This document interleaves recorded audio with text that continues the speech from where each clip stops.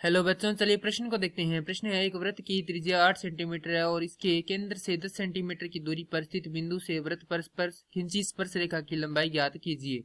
प्रश्न को हल करने से पहले जो इसकी मुख्य अवधारणा है उस पर विचार करते हैं। तो इस प्रश्न के लिए जो मुख्य अवधारणा है वह हो जाएगी स्पर्श रेखा।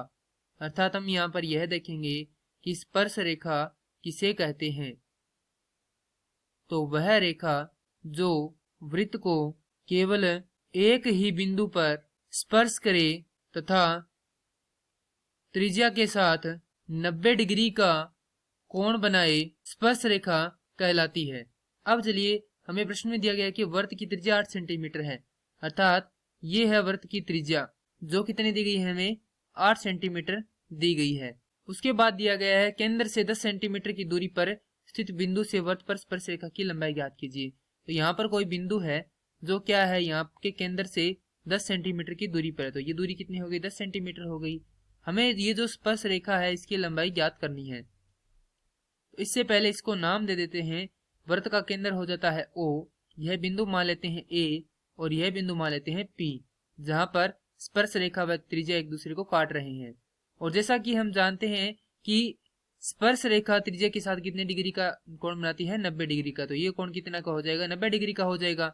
तो यहाँ से हमारे पास ये जो त्रिभुज है वह किस प्रकार का प्राप्त होता है, समकोण त्रिभुज प्राप्त होता है। तो समकोण त्रिभुज AOP में पाइथागोरस प्रमेय से यदि इस त्रिभुज में पाइथागोरस प्रमेय लगाते हैं तो हमारे पास जो पाइथागोरस प्रमेय वह होती है कर्ण का वर्ग बराबर आधार का वर्ग योग लंब का वर्ग। अब यहाँ पर जो कर्ण भुजा है वह भुजा होती है समकोण की सम्मुख भुजा, अर्थात जो 90 डिग्री का कोण है उसकी सम्मुख भुजा क्या होती है, कर्ण होती है।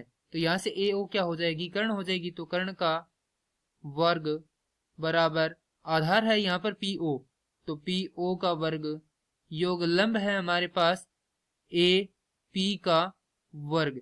तो यहाँ से हमें किसका मान ज्ञात करना है, AP का करना है। तो यहाँ से PO का पक्षांतरण करके इधर लेकर जाएंगे। तो यहाँ से ये हो जाएगा AP का वर्ग बराबर AO का वर्ग घटाव PO का वर्ग।